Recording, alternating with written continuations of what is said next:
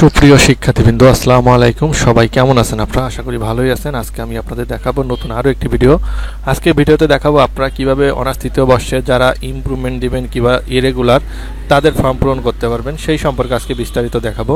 তো শিক্ষার্থীবৃন্দ, আপনারা সর্বপ্রথম যে ওয়েবসাইটে আমি আগে ভিডিওতে দেখিয়েছি আবারও দেখাচ্ছি, ems.nu.ac.bd এই ওয়েবসাইটে যাবেন।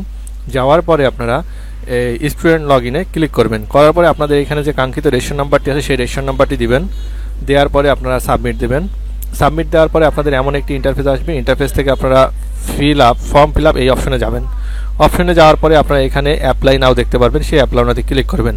এটা কিন্তু আমি অ্যাপ্লাই করেছি, এজন্য অ্যাপ্লিকেশন ফর্ম আছে। পরবর্তী আপনারা অ্যাপ্লাই নাও ক্লিক করার পরে মোবাইল নাম্বার এবং আপনাদের যে সাবজেক্ট সেই সাবজেক্টটি দিবেন, যে কোডটি আছে সেই কোডটি। সো দেওয়ার পরে অ্যাপ্লিকেশন ফর্মে ক্লিক করবেন। ক্লিক করার পরে আপনাদের অ্যাপ্লিকেশন ফর্মটি ডাউনলোড হয়ে যাবে। সো এভাবে আপনারা কিন্তু আপনাদের যে অ্যাপ্লিকেশন ফর্ম সেই অ্যাপ্লিকেশন ফর্মটি পূরণ করতে পারবেন। শিক্ষার্থীবৃন্দ, আপনারা তাহলে অনেকেই বলেছিলেন যে তৃতীয় বর্ষের যারা ইমপ্রুভমেন্ট ডিটেক্ট দেবে তাদের ফর্ম পূরণ কবে হবে। সো আজকে তাহলে আপনাদের সবগুলো হয়ে গেল। এই আজকে ভিডিওটি তাহলে এখানেই এই পর্যন্ত। সবাই ভালো থাকবেন, সুস্থ থাকবেন। বিদায় নিচ্ছি। আবার দেখা হবে অন্য কোনো ভিডিওতে অন্য কোনো দিন। আল্লাহ হাফেজ।